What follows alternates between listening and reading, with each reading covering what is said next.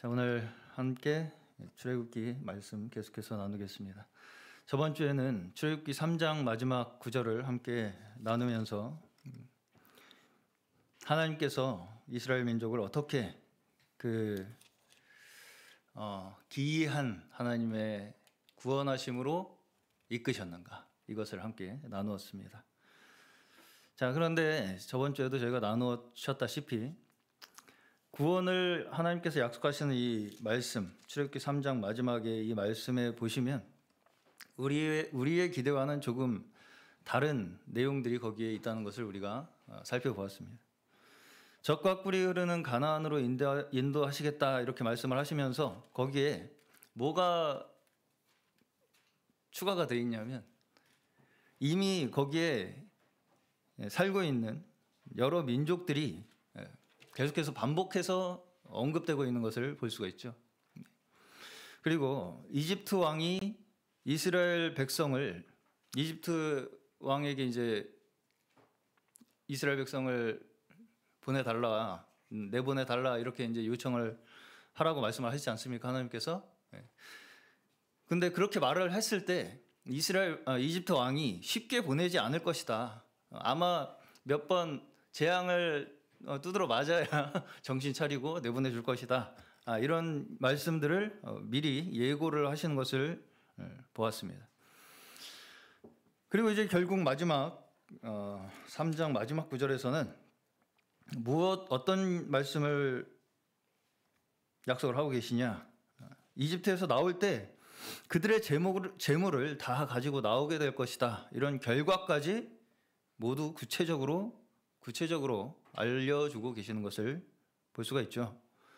자, 그런데 이제 여기서 제가 저번 주에도 말씀드린 것이 왜 하나님께서는 아무도 없는 땅에 보내주시던지, 아니면 그 땅이 그렇게 좋으면 그 땅에 있는 민족을 좀 미리 좀 어떻게 좀 손을 보셔가지고 청소를 해놓으시면 참 우리가 더 은혜롭게 그 땅에 들어갈 수 있을 텐데, 아니면 처음부터 이집트를 그냥 통째로 이스라엘에게 그냥 넘겨주시던지, 왜 그렇게 먼 길을 돌아가게 하셔가지고 그냥 그렇게 10번의 재앙을 그렇게 내리실 일 없이 한 번에 그냥 그냥 때리셔가지고 쓸어버리시면 돌아갈 필요도 없고 서로가 편할 텐데 왜 그렇게 일을 힘들게 하시는가? 이것이 이제 우리가 궁금한 부분입니다. 자, 먼저 창세기 15장을 함께 다시 보겠습니다. 창세기 15장에 보시면요, 13절에서 21절입니다. 15장, 창세기 15장 13절에서 21절. 자, 제가 읽겠습니다. 여호와께서 아브라함에게 이르시되 너는 반드시 알라. 내 자손이 이방에서 객이 되어 그들을 섬기겠고 그들은 400년 동안 내 자손을 괴롭히리니 그들이 섬기는 나라를 내가 징벌할지며 그 후에 내 자손이 큰 재물을 이끌고 나오리라. 너는 장수하다가 평안히 조상에게로 돌아가 장사될 것이요 내 자손은 4대 만에 이 땅으로 돌아오리니 이는 아모리 족속의 죄악이 아직 가득 차지 아니함이니라 하시더니 해가 져서 어두울 때 연기 나는 화로가 보이며 타는 횃불이 쪼갠 고기 사이로 지나더라.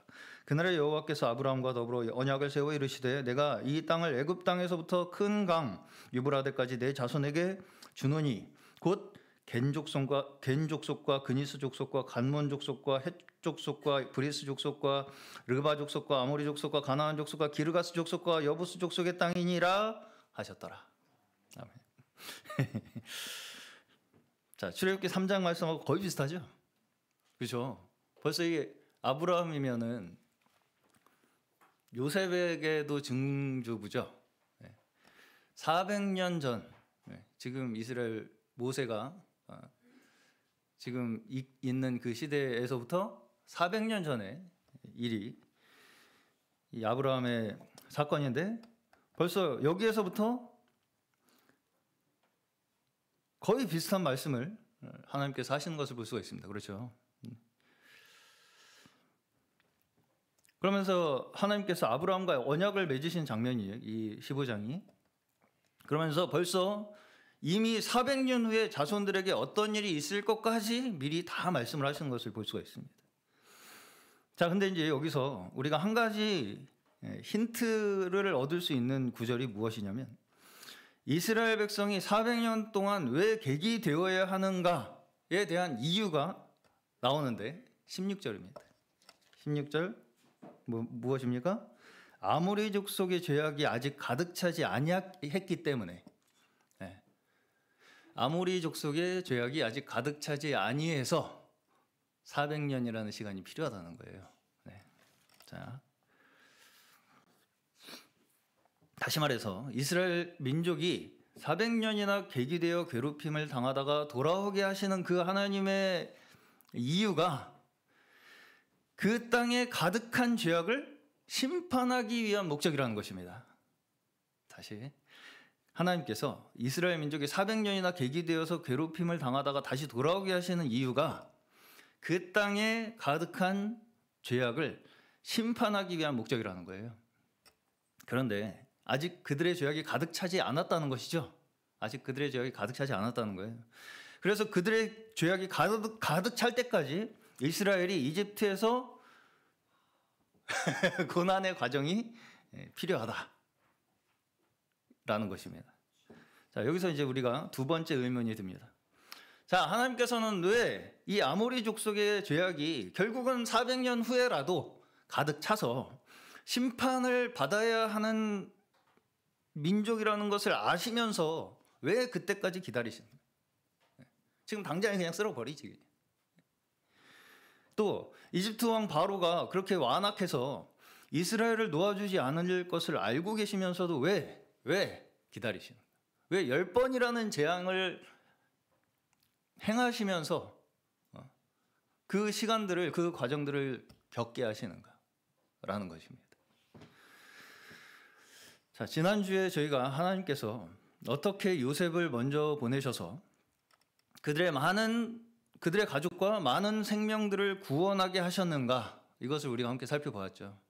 요셉을 하나님께서 먼저 보내셔서 그들의 가족과 많은 생명을 구원하셨는가, 하나님께서. 그래서 요셉이 그 사건을 가지고 하나님께서 나를 그렇게 기이한 일로 구원하셨다, 이것을 고백하는 것을 함께 보았습니다.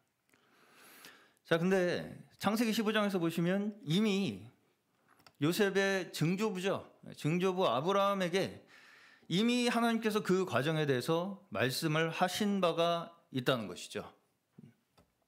자, 그러면 요셉과 그 형제들이 이렇게 아브라함에게 하나님께서 미리 하신 말씀을 알고 있었겠습니까? 몰랐겠습니까? 알고 있었습니다. 알고 있었을 거예요. 네.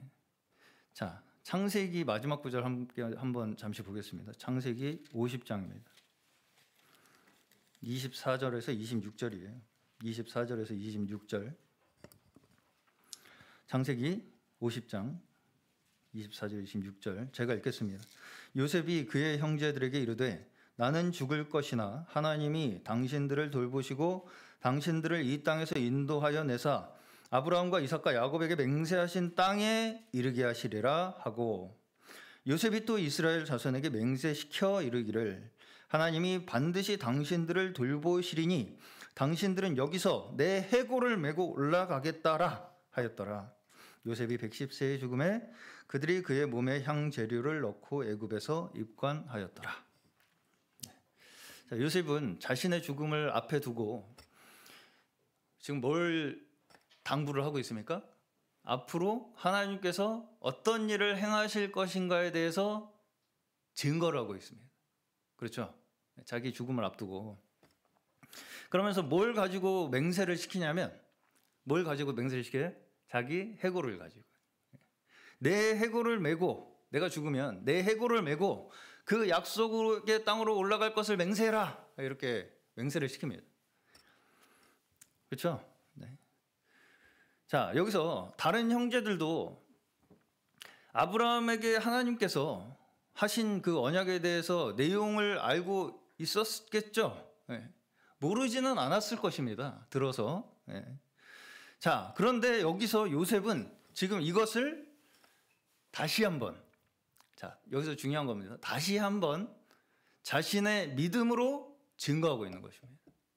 요셉은 그냥 우리가 들어서 알고 있기는 있었지만 그냥 알고만 있었던 것을 요셉은 자신의 믿음으로 다시 한번 형제들에게 증거하고 있다는 거예요. 자, 그러면 그 요셉의 믿음은 어디서 왔습니까? 그 요셉의 믿음은 어디서 왔어요? 발에 족쇄를 차고 쇠사슬에 묶였던 것 같은 그의 인생을 통해서 하나님께서는 그 하나님의 말씀을 그의 현실의 믿음으로 만들어 주신 거예요. 그러면서 자신의 믿음을 어떻게 보증하고 있어요? 내가 죽거든 내 뼈를 메고 약속의 땅으로 올라가라. 이렇게 맹세를 시킵니다. 다시 말해서 지금 뭘 담보로 이 자신의 믿음을 확증합니까? 내 목숨을 담보로. 내가 죽어도 하나님께서는, 나를 지키신 하나님께서는 너희와 함께 하실 것이니까, 분명히 너희는 그 땅으로 가게 될 것이니까 그때 내 해골을 메고 올라가라. 이렇게 확증을 하는 것입니다. 자기의 믿음을. 그렇죠? 자, 요셉은 여기서 비록 그 하나님께서 하신 약속이 완전히 이루어지는 것을 자기의 눈으로 확인하지 못할 것이라는 것도 알고 있습니다. 그렇죠? 그게 내 자손 대에서 이루어질 것이라는 것까지도 알고 있어요. 그럼에도 불구하고 자신의 인생 속에 함께 하셨던 하나님, 나를 지키시고 나를 돌보셨던 그 하나님께서, 그래서 내 인생을 결국은 많은 백성들을, 많은 생명을 구원하시기 위해 사용하신 그 하나님께서 반드시 자신의 자손들에게까지 끝까지 함께 하실 것이라고 하는 그 믿음을 요셉은 자기 목숨을 담보로 지금 확증하고 있는 것입니다. 증언하고 있는 거예요. 그렇죠? 네. 다시 말해서 요셉은 지금 말하고 싶은 것이 무엇이냐면 지금 여기가 끝이 아니라는 걸 말하고 싶은 거예요. 한마디로 요셉이 내가 지금 그래도 애굽의 통치자가 됐잖아요. 그러면 어느 정도 이룬 거 아니겠습니까? 어느 정도 이뤘다고 말할 수 있지 않겠어요? 내 가족들 구원하고 많은 생명들을 내 정책으로 먹고 살게 만들어줬으면 어느 정도 이룬 거 아니겠습니까? 그럼 뭐 이 정도면 됐다라고 생각할 수 있겠지만 요셉은 거기에서 멈추지 않으실 것이라는 것을 지금 믿음으로 그들에게 꼭 전달하고 싶은 거예요. 이게 다가 아니다, 너희들에게. 그게 다였다 그러면 이 직위를 대대손손 이어가라, 이렇게 말을 했겠죠, 요셉이. 그래서 이집트를 너희들이 다스려라, 나중에 왕이 되어가지고. 그렇게 이야기하지 않죠. 내 해골을 메고 반드시 하나님께서 약속하신 그 땅으로 올라가라. 네.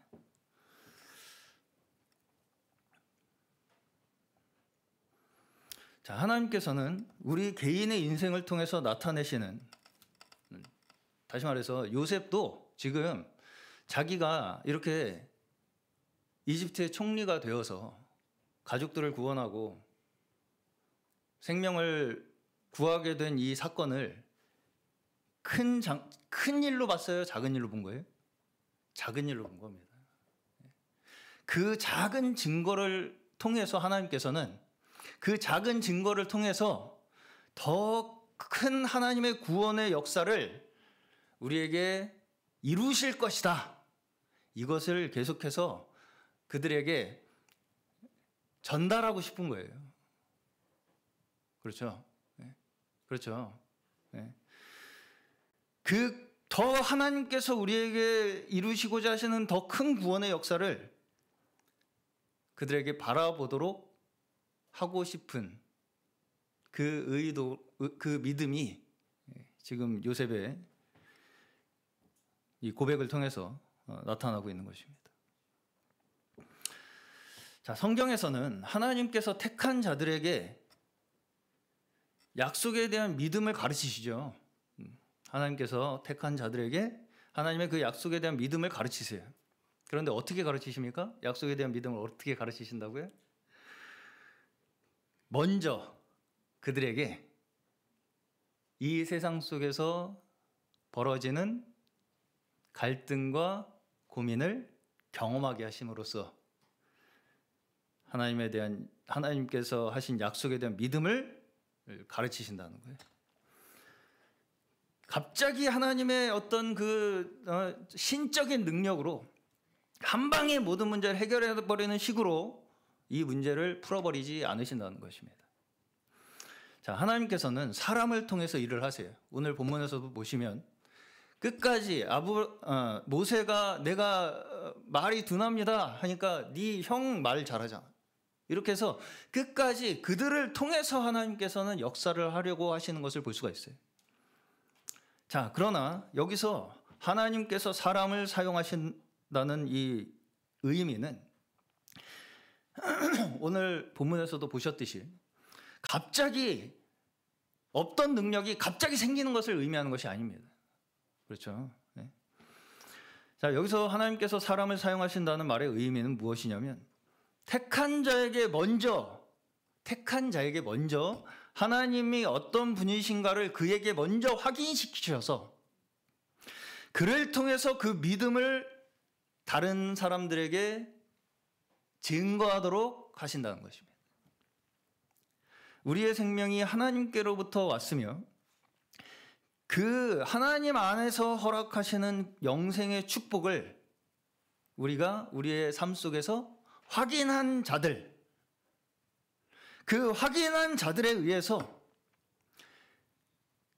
그 반대편에 서 있는 자들, 하나님을 거역하고 대적하는 자들을 심판하시는 방법으로 하나님께서는 하나님의 일을 행해 나가신다는 것입니다. 네. 자, 그러면 우리 편에서 궁금한 것은 그러면 하나님은 어떤 사람을 택하시는가 하는 것입니다. 자, 우리의 생각에는 태어날 때부터 뭔가 남다른 조건을 가지고 열심히 능력을 키워서 내가 아주 준비가 잘 됐을 때 하나님께서 나를 택하시지 않을까. 그렇게 생각을 하기가 쉽습니다. 그래서 아마 성도님께서도 이런 얘기 많이 들어보셨을 것입니다. 우리도 하나님의 일꾼이 되기 위해 열심히 노력해야 됩니다. 준비가 되어야지 하나님이 우리를 쓰십니다. 물론 뭐 하나님의 일에 쓰임 받고 싶은 그 마음 자체는 좋은 마음입니다. 그럼에도 불구하고 우리가 먼저 알아야 될 것이 무엇이냐면요, 하나님께서는 결코 사람의 능력에 의존해서 일하시지 않으세요. 하나님은 우리의 능력에 의존해서 일하시는 분이 아니십니다. 우리가 준비가 되어야 하나님께서 일을 하실 수 있고, 우리가 준비가 되지 않으면 하나님께서 일을 못하시는 그런 분이 하나님이 아니시라는 것입니다. 이걸 우리가 반드시 기억하셔야 돼요. 여기에서 우리가 많은 오해가 있습니다. 자, 오히려 그 반대입니다. 여기서 우리가 보시면 그 반대예요. 어떻습니까? 하나님의 때가 찰 때에 그때 그 일을 위해서 우리가 부르심을 받게 되는 거죠. 내가 준비가 되는 걸 하나님께서 기다리시는 것이 아니고요, 하나님의 때가 찰 때 우리가 그 자리에 부르심을 받게 되는 것입니다. 하나님의 때에 우리는 부르심 받은 자들입니다. 그것이 우리가 지금 모세의 부르심에서 확인할 수 있는 것입니다. 모세가 민족을 구원할 인도자로 부르심을 받기 위해서 스스로 뭘 준비를 했습니까? 그냥 목동으로 40년 살았잖아요. 누가 모세를 준비했습니까? 하나님이 준비하셨죠. 이집트에서 이스라엘이 400년을 보낸 것도 누가 준비하신 거예요? 하나님이 준비하신 거예요. 그리고 이집트에서 다시 나와서 가나안으로 보내서 거기에 이제 죄악으로 가득한 그 이방 민족을 심판하도록 하신 것은 누가 준비하신 거예요? 하나님이 준비. 이스라엘 민족이 우리 이제 때가 됐으니까 심판하러 가자 이랬습니까? 그렇지 않습니다. 하나님이 하신 것입니다. 전부. 예. 사람이 여기에 한 일이 하나라도 있습니까? 전혀 없습니다. 한 가지도 없어요. 예. 이것이 사실은 우리 모든 사람의 인생 속에서 똑같이 지금 일어나고 있는 일입니다. 예. 어느 누군가는 여전히 하나님 앞에서 자신의 심판을 정립하고 있습니다. 여기 계신 우리 성도님께서는 그러한 심판의 대열에 합류하지 않으시기를 주의 이름으로 간절히 축원합니다. 그리고 죄악이 가득 차는 그때, 그들의 죄악이 가득 차는 그때에 하나님께서는 준비하신 자들을 통해서 이 땅을 심판하실 것입니다.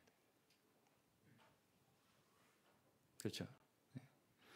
그러면 하나님께서 어떻게 사용하실 자들을 준비시킨다고요? 먼저 그 과정을 그대로 겪도록 하심으로써 준비시킨다고요. 먼저 그 과정을 겪도록 하심으로써, 그 심판의 과정을 겪도록 하심으로써 준비시킨다는 것입니다. 이건 신약의 사도들에게서도 우리가 볼 수 있는 것입니다. 예를 들어서 한 사람만 예를 들어보겠습니다. 베드로가 아주 그 뼈아픈 실수가 하나가 있죠. 무엇인가요? 부인한 거. 예수님을 3번 부인한 사건이죠. 마지막 예수님께서 잡히시던 밤에 예수님을 3번 부인한 그 사건이 베드로 한번 생각을 해보시기 바랍니다. 베드로가 그 자신의 평생에 인생의 평생을 살아가면서 그 사건이 잊혀졌겠습니까? 그 인생의 가장 뼈아픈 경험이 된 것이 그 사건이었을 것입니다. 베드로에게는. 자, 그러고서는 이제 요한복음 21장, 요한복음의 마지막 장입니다. 요한복음 마지막 21장 18절 19절에서 보시면 잠시 보겠습니다. 요한복음 21장 18절 19절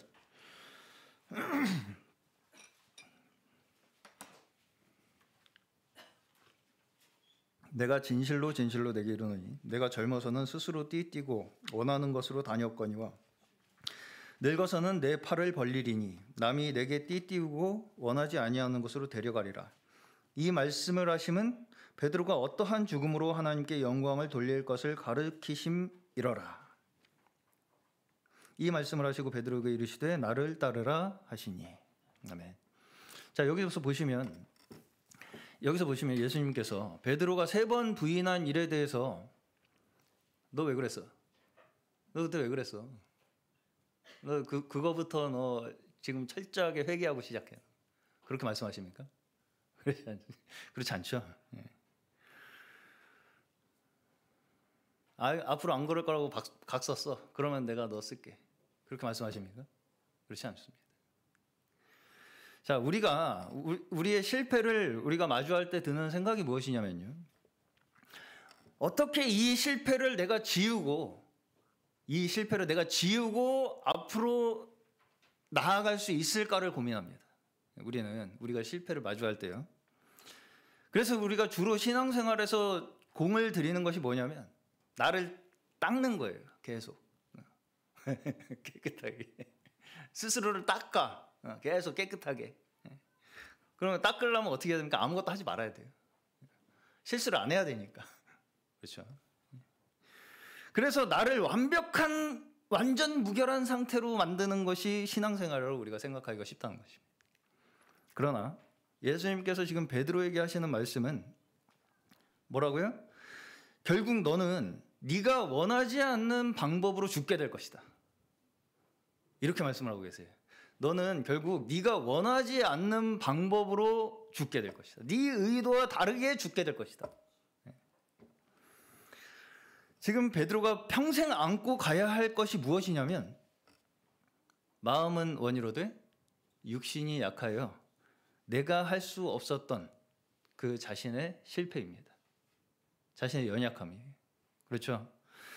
하나님께서는 베드로의 어떤 선한 의도나 뭔가 굳은 결단이나 이러한 것들을 의존하셔서 하나님께서 일을 하시는 것이 아니라는 것입니다. 아니라는 거예요. 베드로가 원하지 않는 방식으로 하나님께서 일하신다는 거예요. 그렇죠. 베드로가 원하지 않는 방법으로 그는 결국 그의 죽음을 맞이하게 될 거라는 것입니다. 자, 우리가 하나님 앞에 완벽하게 되는 것은, 우리가 하나님 앞에 완벽하게 된다는 것은 결코 우리 스스로 만들어낼 수 있는 것이 아닙니다. 그렇죠? 돌을 닦아서 우리가 하나님 앞에 완벽하게 됩니까? 명상을 해서 하나님 앞에 완벽하게 돼요? 심지어 우리가 열심히 기도한다고 하나님 앞에 완벽하게 되는 것이 아니고요. 하나님과 함께 하나님께서 우리에게 주신 이 인생을 겪어 나가며 만들어지는 것이 우리의 믿음입니다. 자, 기도해야 합니다. 그러나 기도는 우리의 인생을 겪으며 터져 나오는 간구입니다. 그래서 쉬지 않을 쉴 수가 없는 거예요. 왜? 우리의 인생이 전부가 고난의 과정이기 때문입니다. 혼자 도 닦는 것이 아니에요. 그렇죠? 혼자 도 닦아서 우리가 하나님 앞에 완벽해지는 것이 아니라는 것입니다. 자, 우리는 여전히 고난 앞에서 무기력합니다. 고난 앞에 설 때 우리는 여전히 우리의 무기력함을 고백할 수밖에 없게 된다고요. 그 앞에서 여지없이 우리는 연약함을 보게 됩니다. 그럼에도 불구하고 하나님께서는 우리에게 뭘 약속하고 계시는 것이냐면요. 그럼에도 불구하고 너희를 통해서 생명을 이어가실 것이라고 하는 것을 약속하시는 거예요.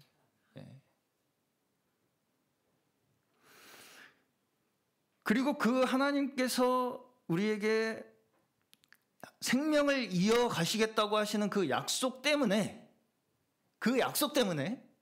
우리가 세상적으로 기대하는 것과는 전혀 다른 길을 우리가 결국은 살게 될 것이라는 것입니다.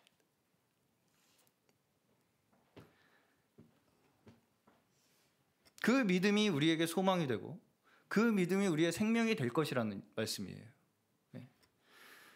그리고 반대로 그 믿음이 없는 인생은 뭐밖에 없어요? 분쟁과 다툼과 절망밖에 없다는 것을 이 성경의 모든 이야기들을 통해서 우리에게 가르쳐 주시는 것입니다.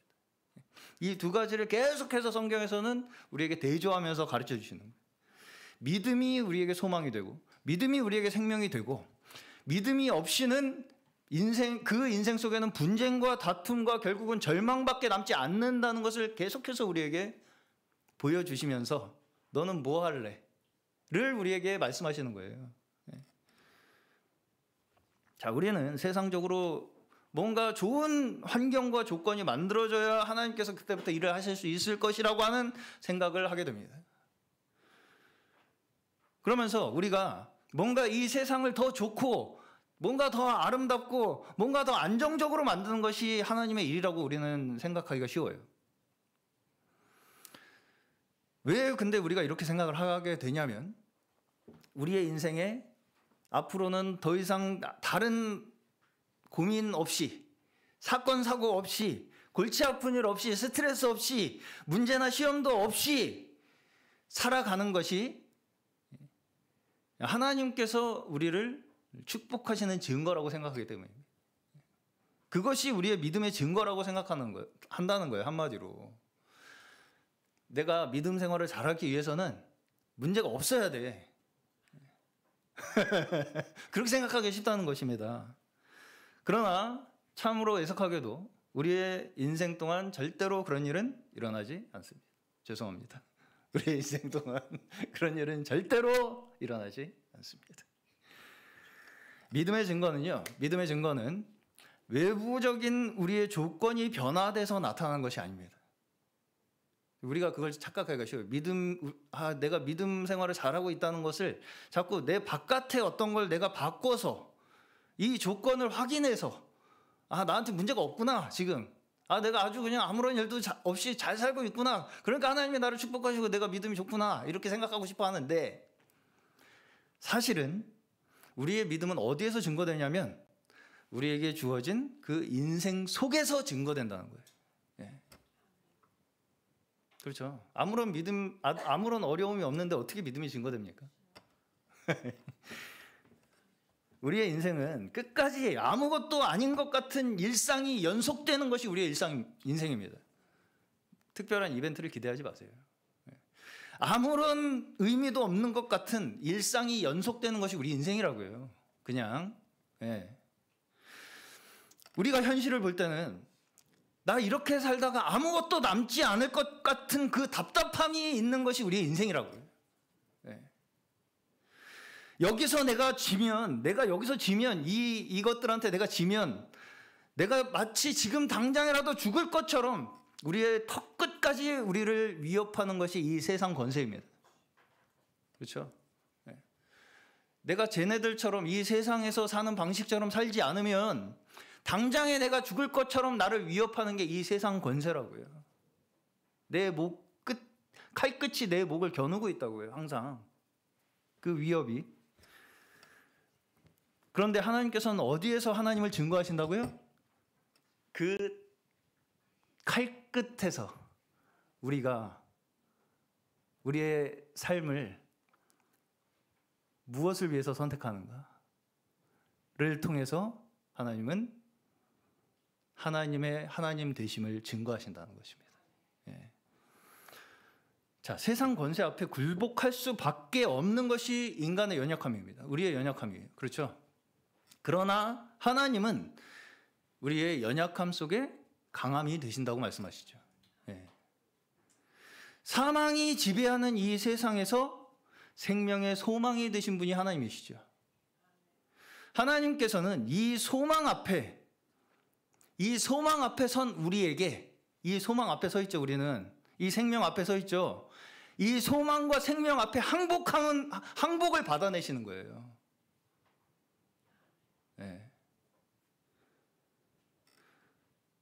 세상에 항복하는 것이 아니라 하나님이 우리에게 보여주시는 생명과 그 소망 앞에 항복함을 받아내셔서 그 항복을 통해서 하나님은 우리를 통해서 이 세상에 하나님을 증거하신다고요.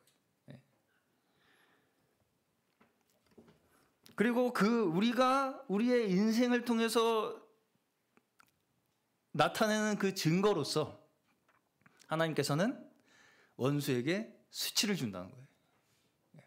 그렇죠. 하나님을 대적하여 죄악에 가득한 자들에게 우리의 그 믿음의 증거 자체가 심판이 된다는 거예요. 그렇죠. 네. 그렇게 우리를 믿음의 증거자들로 부르셔서 그리스도의 심판대 앞에서 우리를 믿음의 증인들로서 세우셔서 죄악된 세상을 심판하시는 것입니다. 그리고 그 원수들의 머리 위에서 하나님의 영광을 우리의 믿음의 증거로서 나타내도록 하시는 것이에요.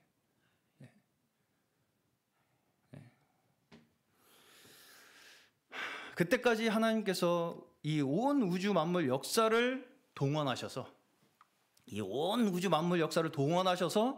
이 구원의 장대한 역사를 우리 가운데 지금도 행하고 계시는 줄로 믿으시기를 축원합니다. 네.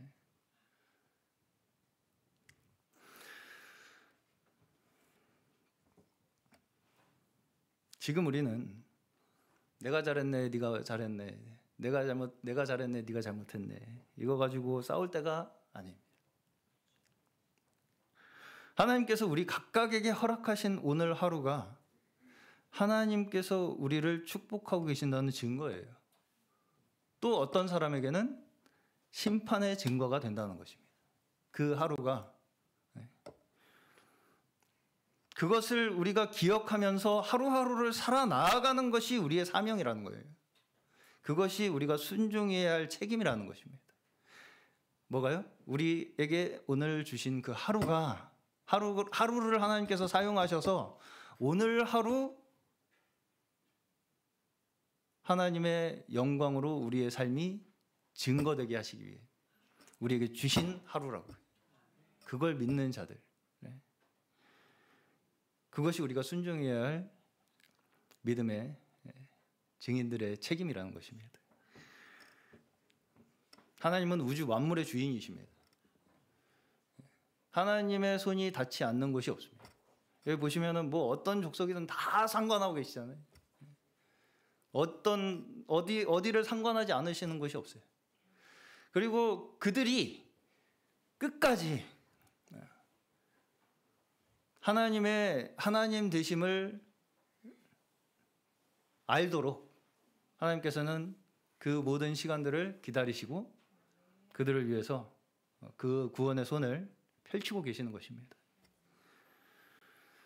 모든 만물과 역사가 하나님의 구원 사역을 위해서 사용되고 있다라는 것을 기억하시기를 바랍니다.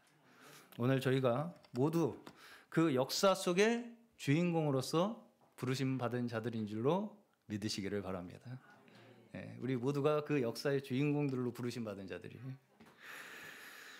그 주인공으로 캐스팅 되신 영광된 그 자리 가운데에 그 영광의 책임을 다하시며 사시는 귀한 인생 되시기를 주의 이름으로 축원합니다.